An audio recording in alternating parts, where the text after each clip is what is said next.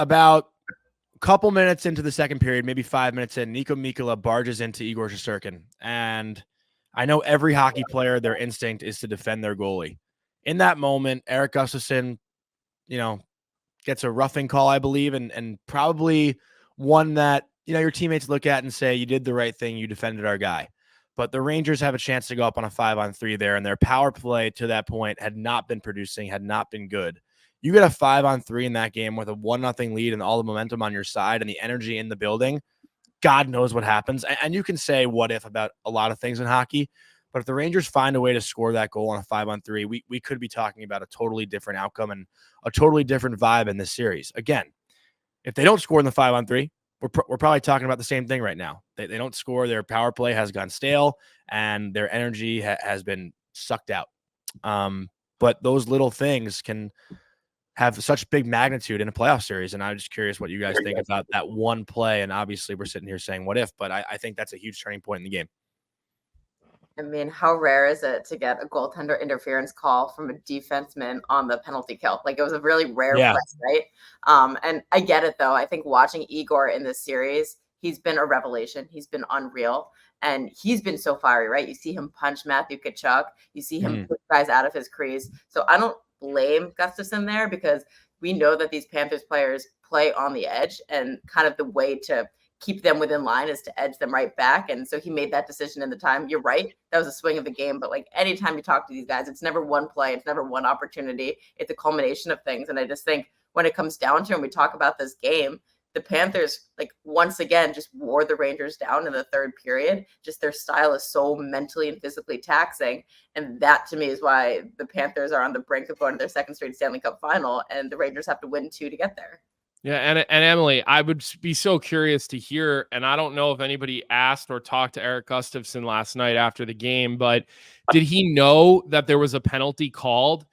Because if you do know that a penalty's been called, the officials are looking to even it up. And always, especially late in playoff games, like, these refs, and I know Rangers fans today probably feel like they got screwed, and the night before Panthers fans feel it doesn't. Whoever loses, their fan base feels like they got screwed.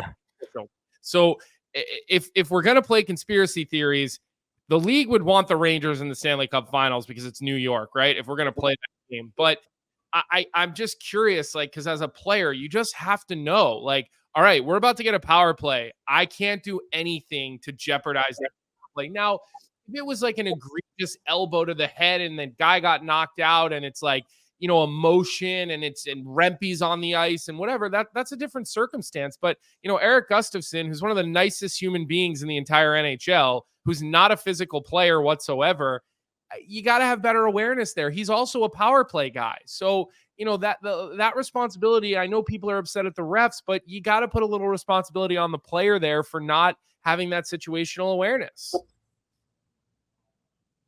Yeah. I don't know if that was a question for Emily or not, but I'm not commenting on the refs. I'm taking myself out of that one. Yep. Fair enough. But Emily, you're in both locker rooms. You're around both coaches, both teams. And, I've felt it this year. The Panthers, just their swagger is on another level. And for the Rangers right now, going back to Florida down 3-2, I know that, everyone is probably saying the Panthers are going to close this thing out, which makes you think the Rangers are probably going to win, because that's just how this game goes.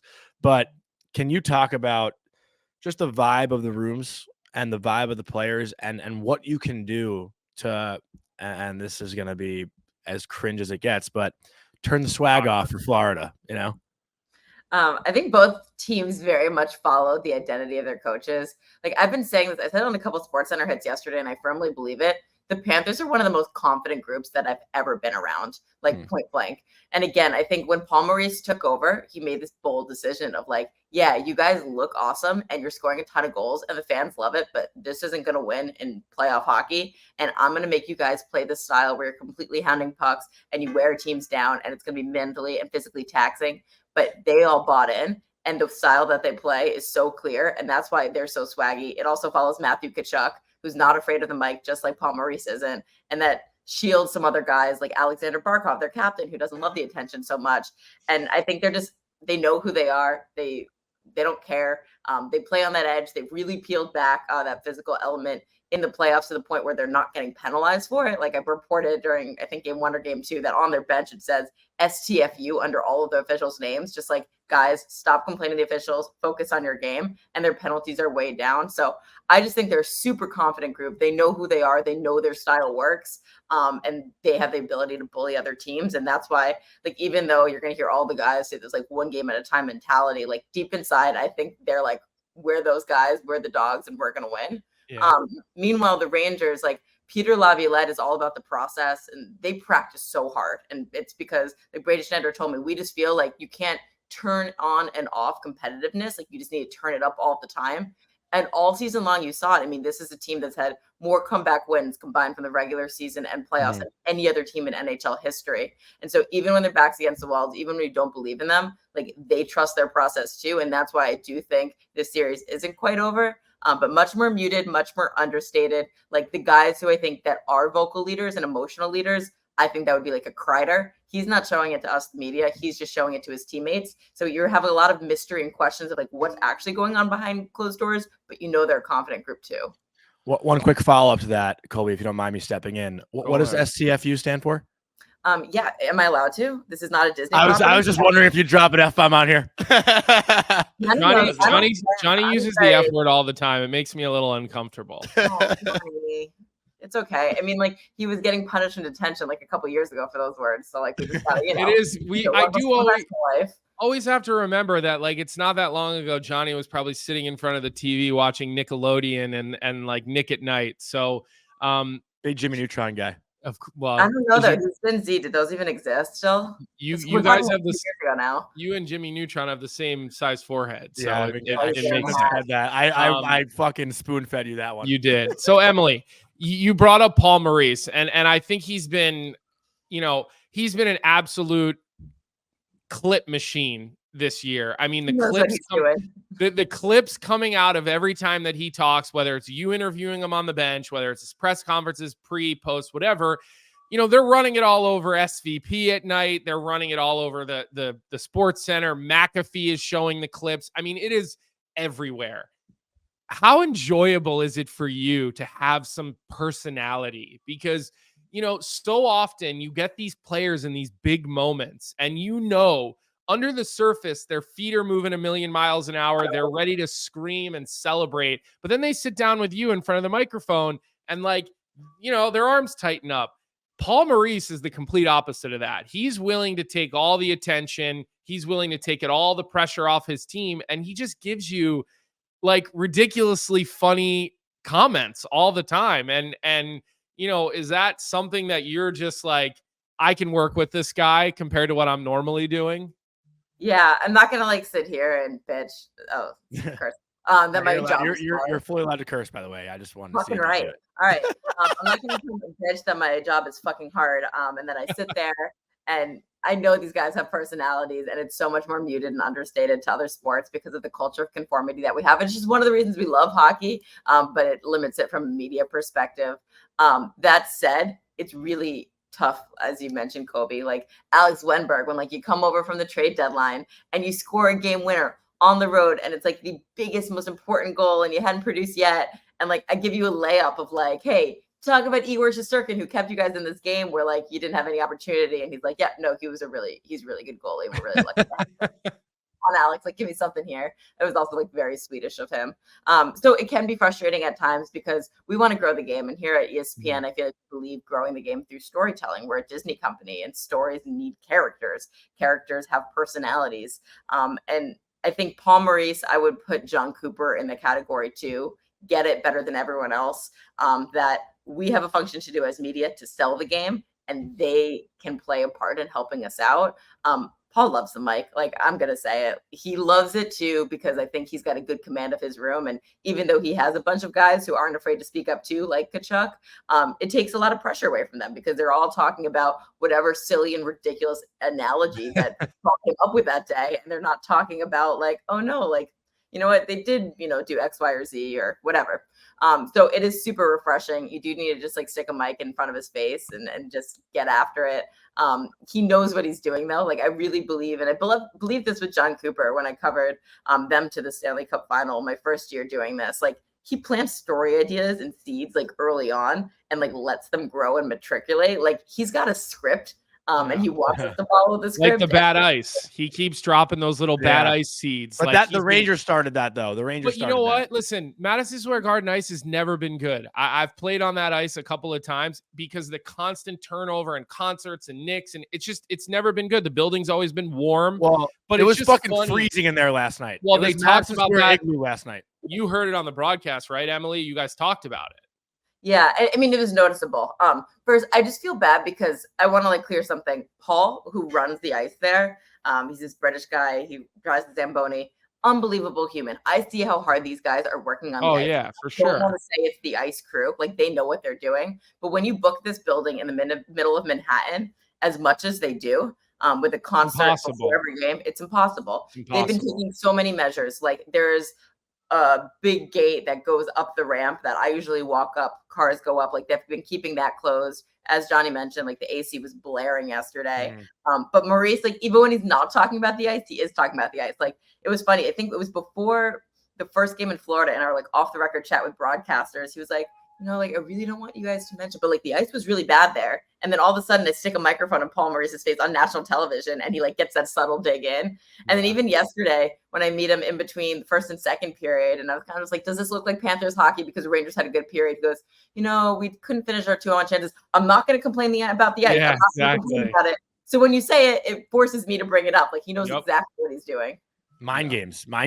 Yeah. Emily, I know you got to catch a flight here soon, so I only got one more for you. Like I'm never stressed about catching flights. I just have this big bag. But with you two, it brings out my Jewish anxiety. I was like freaking last night telling you guys I had a hard out and such. Yeah, we don't want to keep you too long, but I just have one more for you. And this doesn't have to be Rangers, Panthers. It can kind of be just playoffs in general right now. But I always love to talk to you about like your, I guess, clippable moments. Like I know you did the question with Louis Domingue a couple years ago about the spicy pork and broccoli. Either last year or 2 years ago, you had the question to Rod Brindamore about taking out Auntie Ranta with him right in front of you. That was my personal favorite. I thought that was hilarious, but I love that one. I think it's so funny. I love that one. But have you had one moment in these playoffs that, you've laughed at or said like, this is just gold? I don't know if I've had that one yet. I did see Louis Domingue because he's the black ace goalie for the Rangers these days. And it was overtime in Florida. And he's going into the ice with some chicken fingers and just munching on them. I was like, Louis, like, have we not learned our lesson? No fried food and spicy. He's like, ooh, sorry. So that one's always going to live in infamy for me. I don't know if we've had that moment yet. It's been such amazing hockey. And I feel like I've settled into the job. And, you look for those fun, viral, special moments. I don't know if I like necessarily love one from this playoff run yet, but we've got another round and maybe a couple more games in this round to go. So hopefully it comes. Sorry, I know that's not the answer you wanted. And especially if Florida wins this series, Paul Maurice is destined to give you something at some point that will live in infamy on YouTube forever. So you don't have to fully worry because you still have plenty of games. Emily, how many languages are you up to in knowing how to communicate or at least say hello and goodbye to? Do you have any idea where you're at with that? French, Swedish, Finnish, Czech, Russian. I think those are the main 5. And then I had to learn like Slovakian. I had to learn that one. A lot of them are spasiba, like the Eastern Bloc countries that are right around Russia. Where's Georgia from? That's like kind of near Russia. Yeah, exactly. So I looked that one up and it was spasiba also. So those are the ones. And it's just like a little general sign of respect. Like I just want to remind viewers that these guys are trying out there and putting in a lot of effort to do a language. I don't know how you keep that in your head. I mean, when I go into those interviews at the end of a game, and obviously I don't do them as often as you do, but like we get into the NCAA tournament or we get into the Frozen Four and I have to do that walk-off interview. I'm so focused on trying not to like repeat the same question, drag a question out, like do something stupid. If I was trying to remember some words in Russian, I can't even imagine where the interview would go. So I don't know how you juggle it and keep it all in your brain. Because in the moment, shit's happening quick. Guys are emotional. Guys are out of breath. Someone just made a big play, like whatever. I mean, I know you saw last year or 2 years ago, whenever it was, when, the Quinnipiac coach couldn't even speak to me in the interview and he just asked me for a hug. I mean, I told him after, I'm like, you just made that interview so easy on me. Thank you for that. I'm like, I know it was weird, but it's all good. And I didn't have to ask you a follow-up question. I know. I feel like all we need out of those interviews is just a human moment. And I think that's sometimes why I do it, because it gets the guys to break character. But like, yeah, the hug is a great example. And it's so hard because, like you said, they're coming with so much adrenaline. You come in with some adrenaline too. All of a sudden, like, you want to have this conversation and the light comes on and you're just like, I have to get into TV mode. But like, my biggest thing is they just like trying to listen to what they say, try to feel their vibe. But yeah, once you commit it to memory, I mean, spasiba in Russian, someone once taught me, it's like spicy butt. If you think of that, like, that's how you remember the word. So I always think spicy butt. All right. All right, we're really like happy you joined us this morning. Really awkward landing. We will see you. We will see you on TV tomorrow night for Game 6. Hope to see you back in New York on Monday, and then hopefully for a Game 7. We are pushing for all Game 7s on this show. Obviously, Johnny has a much bigger dog in this fight than I do. I just want to see 7 games and good hockey, which I think this series has given us. I think this series in the East has been, it's just had a little bit of everything. I mean, it really has. So, and then you move on to the Stanley Cup Finals, right? It'll be you, Ray, and Sean for the Cup Finals as well, correct?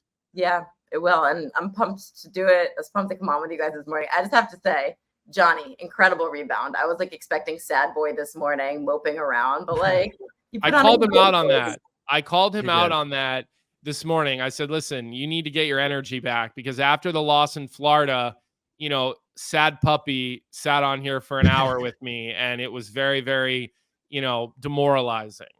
Kobe hates when I'm happy, but hates it just as much when I'm sad. Okay. Love you guys. Love your show. Thanks for having me. Right. What's up, hockey fans? If you enjoyed that video, then you need to be hitting the subscribe button right here at Daily Faceoff. Exclusive interviews and analysis from our hockey insider Frank Saravalli, fantasy updates from Brock Sagan, and a daily live show at noon Eastern Monday through Friday. You don't want to miss any of the fantastic content, so hit that subscribe button.